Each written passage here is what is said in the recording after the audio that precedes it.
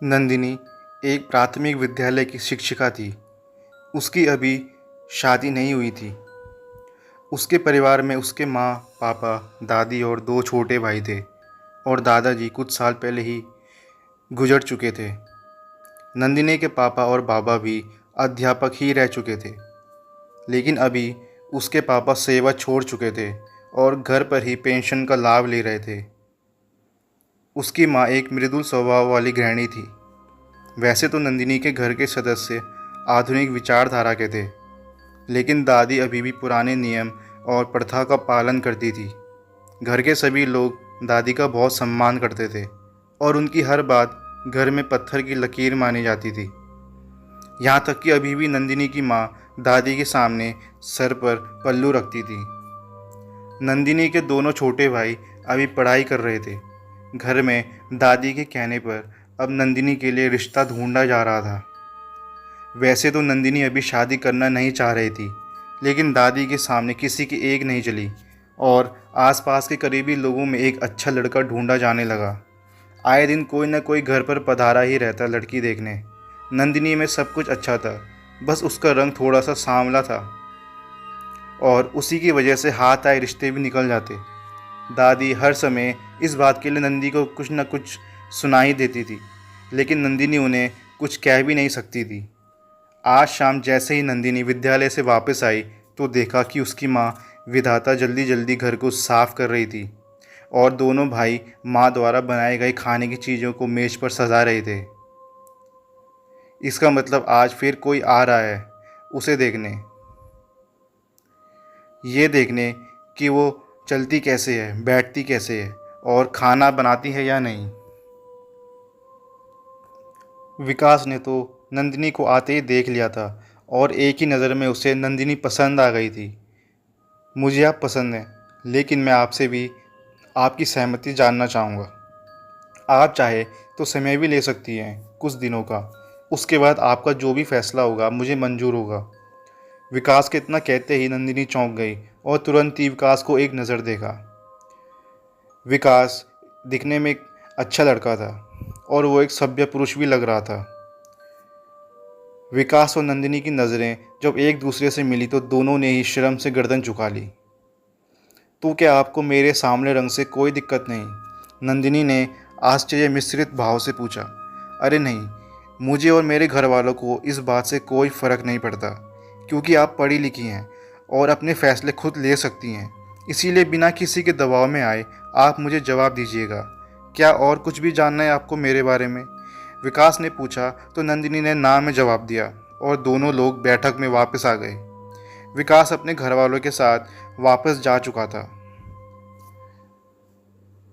कुछ दिनों के बाद नंदिनी के घर वालों ने पंडित जी को नंदिनी की कुंडली दिखाई, लेकिन पंडित जी ने बताया कि नंदिनी की कुंडली में एक मांगलिक दोष है, इसलिए नंदिनी की शादी एक पीपल के पेड़ से करवानी थी। इस तरह से 4 दिनों बाद नंदिनी की शादी पूरे विधि विधान के साथ रात में पीपल के पेड़ से करवा दी गई। नंदिनी को ये सब ढोंग लग रहा था और वो मन ही मन बड़बड़ा रही थी, लेकिन ये सब बिना किए वो छूट भी तो नहीं सकती थी। पीपल के पेड़ से शादी के बाद घर में सभी ने चैन की सांस ली और शादी की तैयारियों में लग गए। इसी बीच विकास ने नंदिनी का नंबर उसके भाई से निकलवा ही लिया और दोनों कभी कभी दादी से चुपके बात करने लगे। नंदिनी विकास के बात करने के व्यवहार से बहुत प्रभावित थी और मन ही मन वो उससे प्यार भी करने लग गई। उसने शादी से पहले विकास को सब कुछ बता दिया, क्योंकि वो किसी भी तरह के धोखे में विकास को नहीं रखना चाहती थी। विकास पहले तो नंदिनी की बात सुनकर खूब हंसा और फिर उसने बात को टाल दिया। देखते ही देखते कब 1 महीना बीत गया पता ही नहीं चला। अब नंदिनी वो विकास के घर वाले शादी के लिए ज़रूरी चीज़ों की खरीदारी पर भी जाने वाले थे। दोनों परिवार बाजार की एक दुकान पर जाकर मिले और कपड़े गहने सब देखने लगे। नंदिनी अपनी होने वाली सास अनुपमा के साथ गहने देखने में और विकास श्रवण के साथ कपड़े देखने में व्यस्त थे। हालांकि रह रह कर दोनों ही एक दूसरे को चुप चुप के देख लेते और नज़र मिलते ही मुंह फेर कर शर्मा जाते। ये महीना भी बीत गया। धीरे धीरे और दोनों की शादी को 2 दिन बाकी रह गए। बड़े ही धूमधाम से हल्दी, तेल पूजन और बाकी की रस्में पूरी की गई। पूरे घर में मेहमान भरे पड़े थे और बच्चे उद्यम मचा रहे थे। विकास की घर का भी कुछ ऐसा ही था। अगले दिन विकास की घर से बारात समय पर आ गई। सारे लोगों ने खाने पीने के बाद वरमाला की रस्म शुरू करवाई। लाल सुर्ख जोड़े में सजा नंदू आज बहुत ही सुंदर लग रही थी। विकास भी किसी राजकुमार से कम नहीं लग रहा था। आज पहली बार ऐसा था कि दादी ने नंदू को डांट नहीं लगाई थी। पूरे दिन सारी रस्में एक एक करके पूरी हो गई और सुबह नंदू की विदाई भी अच्छे से हो गई। नंदिनी जब अपनी ससुराल पहुंची तो अनुपमा जी द्वार पर कुछ महिलाओं के साथ स्वागत के लिए आई। फिर वहां भी कई सारी रस्में पूरी हुई और सुहागरात के लिए नंदिनी के कमरे में बैठा गया। मन में ढेर सारे अनुमान लिए और दिल में मीठा मीठा सा दर्द का एहसास लिए अपने में ही सिमटी नंदिनी कमरे में विकास का इंतज़ार कर रही थी। थोड़ी देर बाद विकास कमरे में आया। 2-4 बातों के बाद उसने एक हीरे की अंगूठी मुंह दिखाई दी, लेकिन जैसे ही उसने नंदिनी को छूने के लिए हाथ बढ़ाया, वैसे ही उसे नंदिनी के चेहरे में अचानक ही अजीब सा चेहरा नज़र आया और वो डर से पीछे हट गया। नंदू कुछ बोल भी नहीं रही थी और अगले ही पल वो चेहरा भी गायब हो गया।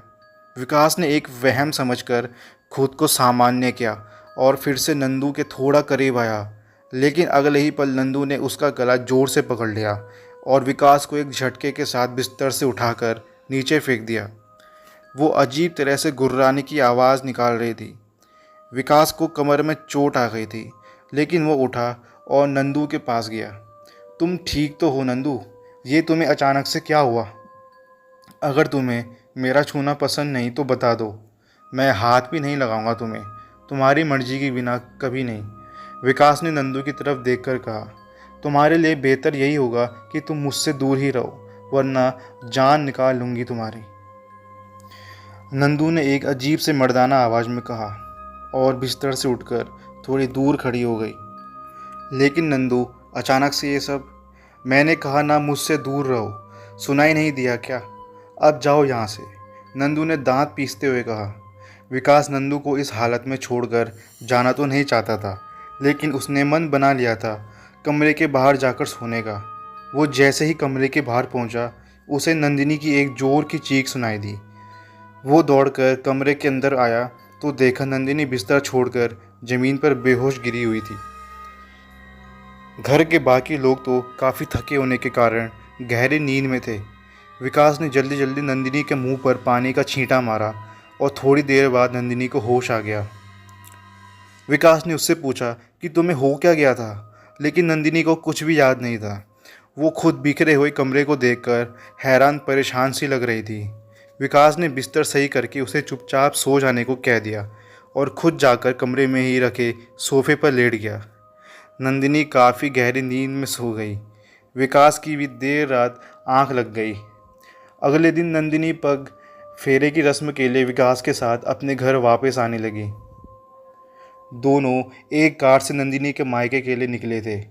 रास्ते में जब नंदिनी को वही पेड़ दिखा जिससे उसकी शादी हुई थी, तो नंदिनी ने विकास को कहकर गाड़ी रुकवा दी। वो गाड़ी से उतरकर पेड़ के पास गई और उसे बड़े ध्यान से देखने लग गई। विकास ने पीछे से आकर उससे यहाँ उतरने का कारण पूछा, लेकिन नंदिनी पता नहीं कहाँ शून्य में खोई हुई थी। विकास ने जोर से उसका नाम लेकर उसे पुकारा और फिर नंदिनी की चेतना वापस आई। फिर दोनों गाड़ी में बैठकर घर की ओर निकल गए, लेकिन नंदिनी दूर तक कार की खिड़की से उसी पेड़ को देखती रही। फिर नंदिनी के घर से दोपहर तक वो दोनों वापस आ गए। अगली सुबह जब सब लोग धीरे धीरे जगे तो उन्होंने विकास को बाहर सोते हुए पाया। अनुपमा जी ने उसे जगाया और बाहर सोने की वजह पूछी तो वो कुछ भी बिना बताए दौड़कर नंदू के पास कमरे में गया। बाकी के लोग भी उसके पीछे पीछे गए। वहाँ जाकर सबने देखा तो नंदिनी ज़मीन पर ही सो रही थी। उसके सारे बाल बिखरे हुए थे और पूरे शरीर पर नाखूनों के निशान थे जिनसे हल्का हल्का खून निकल रहा था। विकास ने उसे उठाया और इस तरह ज़मीन पर सोने की वजह पूछी। अभी विकास की बात पूरी भी नहीं हुई थी कि नंदू एक हाथ से भी भारी भरकम बेड को उठाकर एक बगल से हवा में टांग दिया। विकास व बाकी के लोग नंदू को ऐसी हालत में देखकर बहुत हैरान हो गए थे।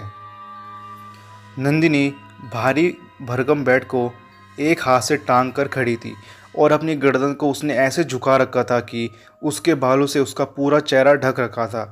वो अजीब सी गुर्राहट भरी आवाज़ निकाल रही थी। विकास ने जब उसे ऐसी हालत में देखा तो ज़ोर से चीख पड़ा, नंदिनी।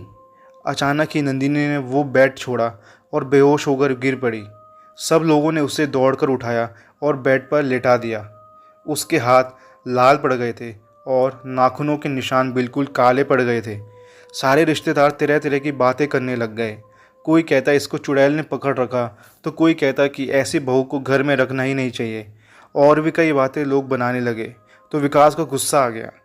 आप सब अभी यहाँ से बाहर जा सकते हैं। मेरी पत्नी बीमार है और मुझे डॉक्टर को दिखाना है। थोड़ी देर के लिए हमें अकेला रहने दीजिए। विकास ने चिल्लाकर कहा तो सभी लोग बाहर चले गए। विकास ने डॉक्टर को फ़ोन किया और घर पर ही बुलाया। विकास की मां अनुपमा जी नंदिनी के घाव पर दवाई लगा रही थी। थोड़ी देर बाद डॉक्टर आ गए। उन्होंने नंदिनी की नब्ज़ चेक की और उसकी हालत को अच्छे से देखने के बाद कुछ दवाइयाँ लिखने लगे। इन्हें बहुत ही ज़्यादा कमज़ोरी है, जिसकी वजह से ये बार बार बेहोश हो रही हैं। क्या पिछले कुछ दिनों में इन्होंने कुछ भी नहीं खाया है? और ये इतने सारे नाखूनों के निशान कैसे हैं? डॉक्टर ने शक की निगाह से विकास को देखा। ये तो हमें भी नहीं पता कि ये निशान कैसे आए। जब नंदिनी होश में आ जाएगी तब उसी से ये पता चल सकता है कि उसे चोट कैसे लगी। रही खाने की बात, तो खाना तो नंदिनी समय से ही खा रही है, फिर वो इतनी कमज़ोर कैसे हो गई हमें नहीं पता। विकास ने परेशानी में कहा, ये मैंने कुछ दवाएं लिख दी हैं, आप इसे लेकर आएँ और समय समय पर इन्हें देते रहें। आप लोगों को अभी इनका बहुत ज़्यादा ध्यान देने की ज़रूरत है, वरना इन्हें अस्पताल में भर्ती करने की नौबत भी आ सकती है। मैंने इन्हें इंजेक्शन दे दिया है, ये जल्दी ही होश में आ जाएंगी। डॉक्टर ने दवाई की पर्ची विकास के हाथ में थमाई और अपनी फ़ीस लेकर वहाँ से चले गए। ये सब क्या है विकास? तुम इस तरह से बाहर क्यों सो रहे थे और नंदिनी यहाँ रूम में ज़मीन पर क्यों सो रही थी? क्या चल रहा है तुम लोगों के बीच? और इतने सारे चोट के निशान। अभी शाम तक तो नंदिनी बिल्कुल अच्छी थी। अनुपमा जी ने धीरे से विकास से पूछा। विकास ने अनुपमा जी को शादी की रात से लेकर सारी बातें एक एक करके बता दी। हे भगवान, इसका मतलब जिस पीपल के पेड़ से नंदिनी की शादी करवाई गई उस पर ज़रूर किसी दुष्ट आत्मा का साया था। जब तुमको ये सब पहले से ही पता था तो फिर तुमने शादी के लिए हाँ क्यों कहा? जानबूझकर खुद भी खतरा मोल ले लिया तुमने। अब कहाँ ली फिरोगे इसको? अनुपमा जी ने अपना माथा पीट लिया। माँ, मुझे नहीं पता था ये सब इतना भयानक होगा, लेकिन अब जब मैंने नंदिनी से शादी की है तो किसी भी हालत में मैं उसका साथ देने को तैयार हूँ। बस ज़रूरत है आप लोगों की। मैं अभी ऑफिस के लिए निकलता हूँ कि आज मेरी एक ज़रूरी मीटिंग है। दोपहर तक लौट आऊँगा। तब तक आप लोग नंदिनी का ध्यान रखें। इतना कहकर विकास तैयार होने चला गया और अनुपमा जी नंदिनी के घर पर फ़ोन करके सारी बातें कहने लग गई थी। थोड़ी देर बाद जब नंदिनी को होश आया तो उसके पूरे शरीर के घाव में बहुत दर्द हो रहा था और जिस हाथ से उसने बेड उठाया था वो उठने का नाम ही नहीं ले रहा था। नंदिनी को उठता देख अनुपमा जी उसके पास गई और एक के बाद एक सवालों की झड़ी लगा दी। नंदू बेटा, क्या है ये सब? तुम्हें इतने सारे चोट कैसे लगे और ये पीपल के पेड़ से शादी करने का क्या चक्कर है? नंदिनी तो अपने दर्द से ही परेशान थी। माँ, मुझे कुछ भी नहीं याद है। ये चोट मुझे कब और कैसे आई? मेरा हाथ भी तो मुझसे उठाया नहीं जा रहा। पता नहीं क्यों, लेकिन इसमें बहुत दर्द हो रहा है।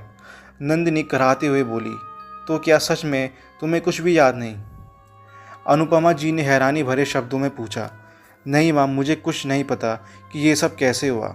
मुझे बस इतना याद है कि रात को मैं अपने कमरे में सोने के लिए आई थी और उस समय विकास जी भी यहीं थे, लेकिन उसके बाद क्या हुआ मुझे कुछ भी याद नहीं आ रहा है। कोई बात नहीं बेटा, अभी तुम बहुत कमज़ोर हो, थोड़ा आराम कर लो। मैं तुम्हारे लिए कुछ खाने को लाती हूँ। अनुपमा जी कुछ सोचते हुए कमरे से बाहर चली गई, लेकिन पीछे से उन्होंने विकास की बहन सिंपी को नंदिनी का ध्यान रखने के लिए भेज दिया। सिंपी जैसे ही नंदिनी के कमरे में पहुंची तो पूरे कमरे में उसे नंदिनी कहीं नहीं दिखाई दी। वो भाभी भाभी कहते हुए ढूंढने लगी। फिर उसे नंदिनी के गुर्राने की आवाज़ सुनाई दी। जब उसने नज़र उठाकर ऊपर देखा तो नंदिनी छत की दीवार में बने टांड पर जाकर बैठी हुई थी। गांव के सामान रखने के लिए दीवार के थोड़े ऊपर से छत से लगभग एक हाथ पहले छज्जा बनाया जाता है, उसे टांड कहते हैं, जो लगभग एक हाथ चौड़ाई और कमरे की लंबाई जितना होता है। सिंपी भाभी को वहां देखकर चिल्लाते हुए कमरे से बाहर चली गई और अपने साथ घर के बाकी सदस्यों को भी ले आई। सब ने बड़ी मुश्किल से नंदिनी को वहां से नीचे उतारा। सब ये सोच सोचकर परेशान थे कि बिना किसी सीढ़ी अथवा स्टूल के नंदिनी वहां पहुंची तो पहुंची कैसे। अनुपमा जी ये सोच रही थी कि अभी तो उसका हाथ दर्द से उठ नहीं रहा था और अभी ये वहां चढ़कर बैठी थी। नंदिनी को नीचे उतारने में कई लोगों को उसने चोट पहुंचाया। नंदिनी को संभालना सबके लिए मुश्किल हो रहा था। वो कभी किसी के बाल नोच लेती तो कभी किसी का गला दबा देती।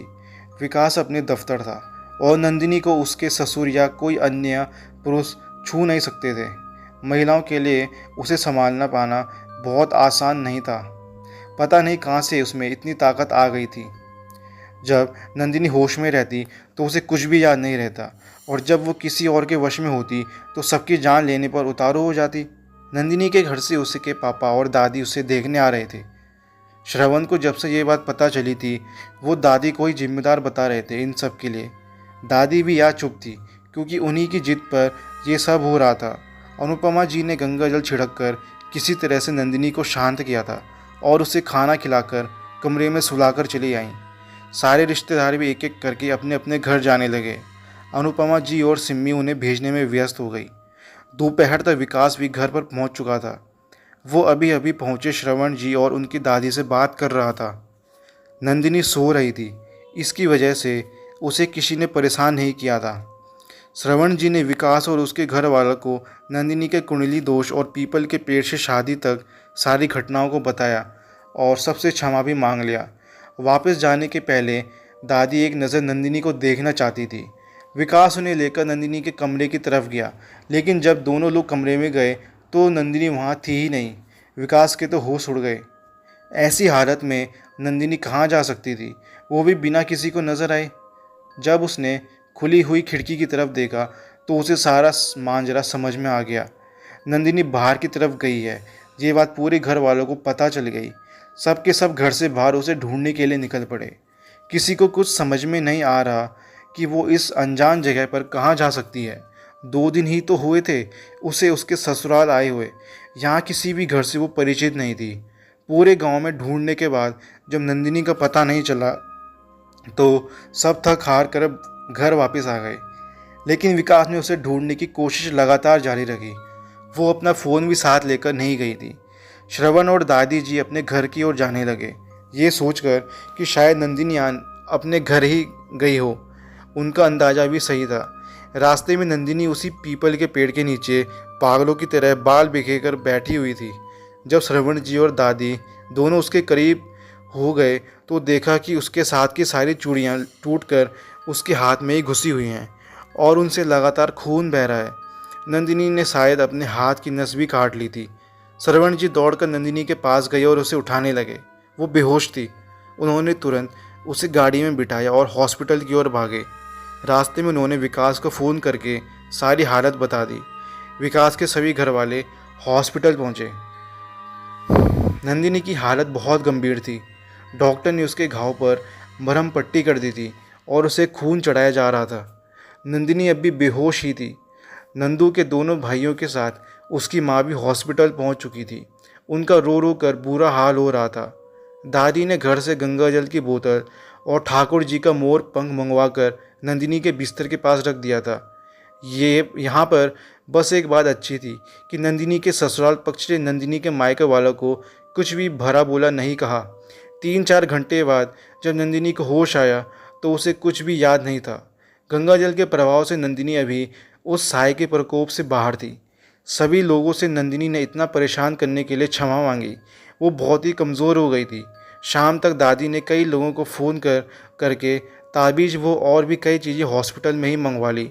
नंदिनी का ध्यान रखने के लिए हर वक्त उसके पास कोई ना कोई रहता था।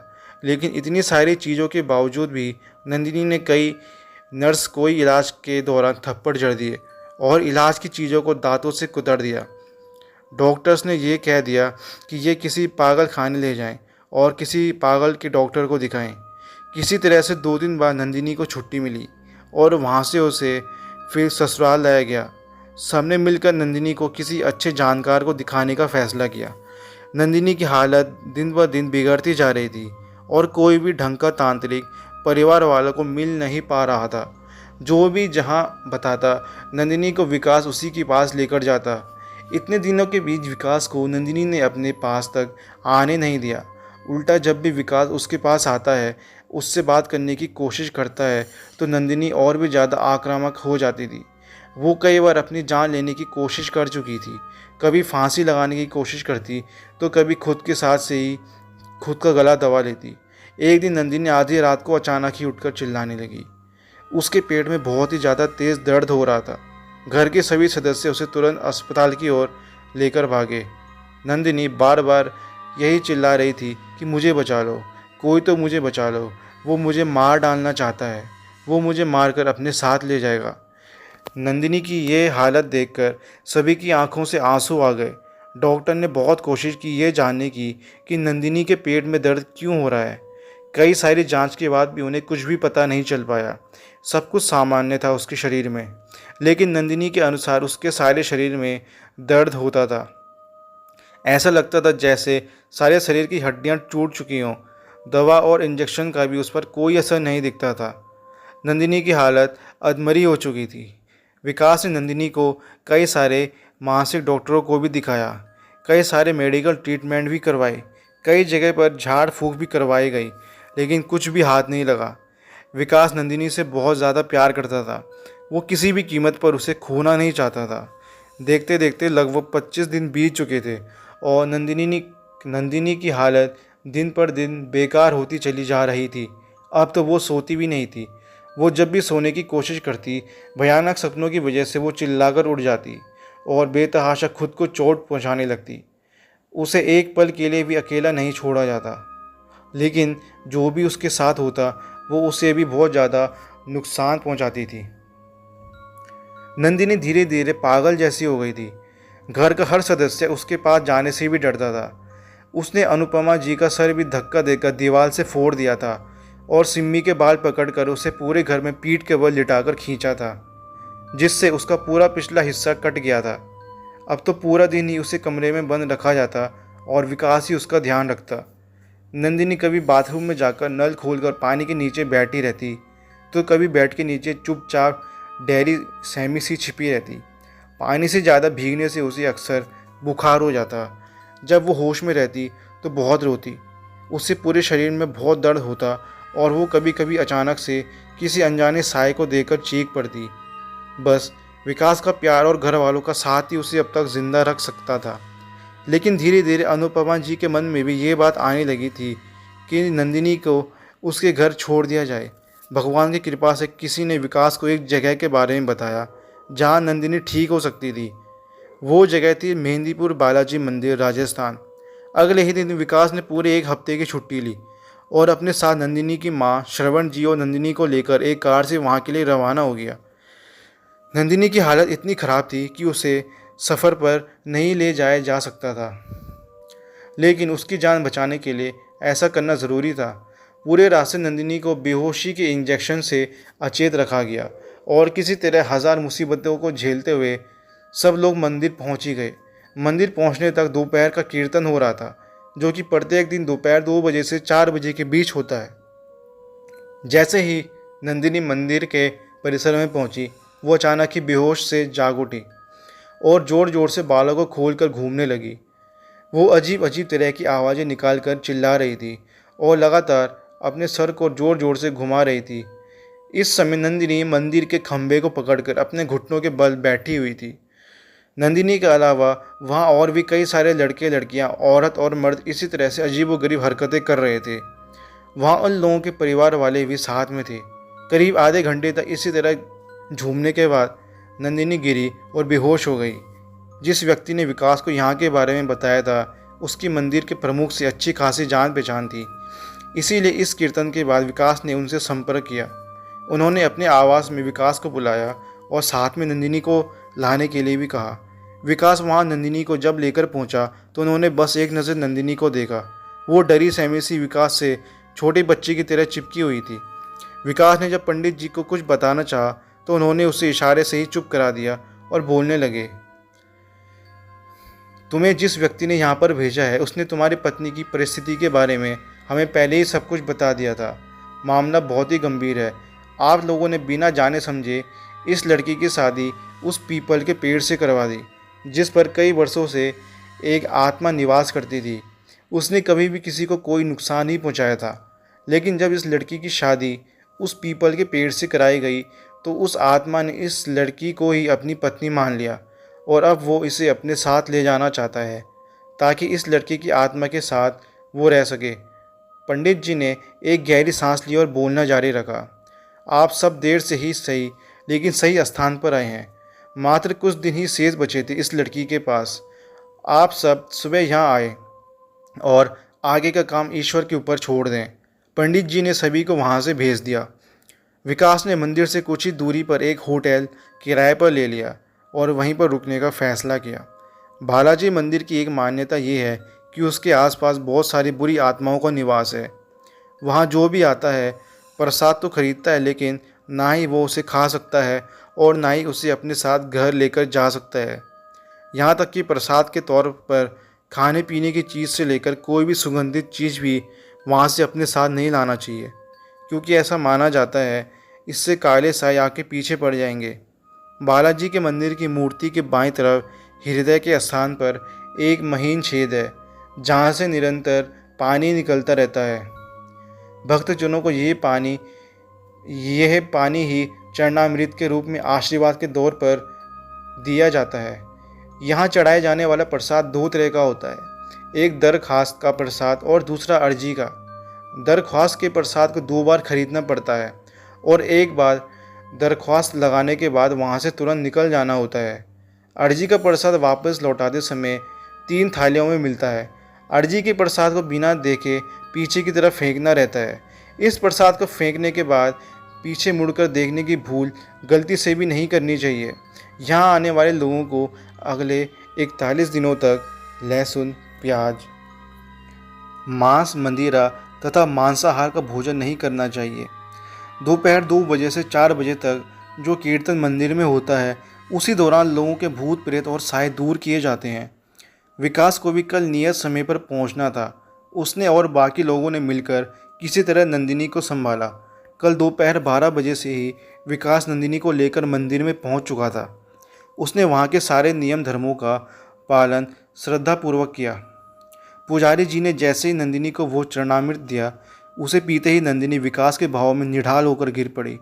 आगे के नियमों का पालन करते हुए विकास और उसका परिवार वहाँ से लौट आया। घर आकर नंदिनी का करीब 2 महीने तक इलाज चलता रहा। धीरे धीरे नंदिनी पूरी तरह स्वस्थ हो गई। अब वो स्कूल भी आने जाने लगी और पूरे परिवार का अच्छे से ध्यान रखने लगी। नंदिनी का पूरा ससुराल उसके बाद व्यवहार और कार्यकुशलता से बहुत ही ज़्यादा खुश है, लेकिन आज भी नंदिनी के शरीर पर असंख्य निशान देखे जा सकते हैं। तो दोस्तों, उम्मीद है आपको ये कहानी पसंद आई होगी। तो मिलते हैं आपको अगली वीडियो में। धन्यवाद।